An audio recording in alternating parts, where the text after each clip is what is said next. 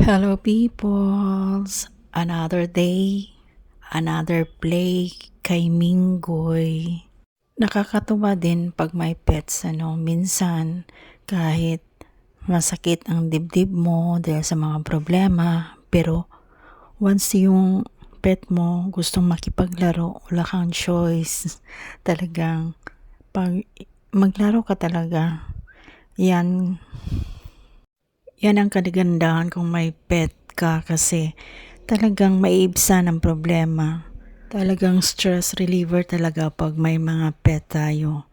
Tapos ito siya, hindi, parang alam niyang may problema ka talaga. Talagang kanang inaaliw ka niya ba? Yan ang gusto ko sa kanya. Minsan din pag masakit ang tiyan ko, dyan siya. Niya, minamassage niya ang tiyan ko, tapos pag later on, nawawala ang sakit. Di ko nga alam, magagamot pala ito. Alam niya kung nagagalit ka sa kanya dahil minsan ang kulit talaga, ayaw kumain, pero maawa ka din sa kanya dahil marunong din magmamakaawa. Ang cute nga tingnan eh.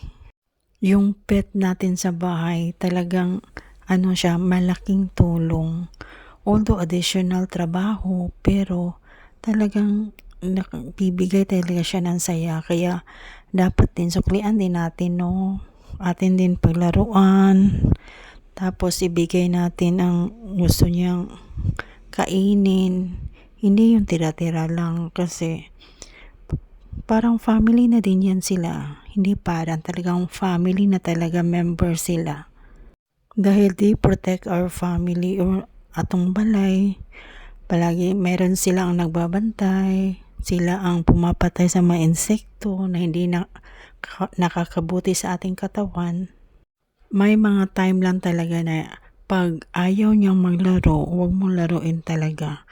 Pag ayaw niyang, kasi nangangagat, nang-scratch sa iyo, basta may time sila na gusto nila matulog lang, dyan lang sa tabi, wag lang silang Hindi yan sila parang aso. Iba ang aso mas gusto palaging laro.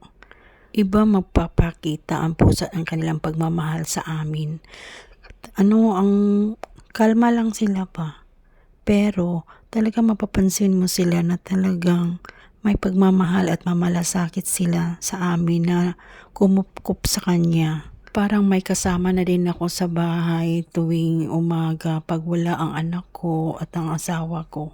Kami lang dalawa, parang nga kami nag-uusap. Ganon. Bye.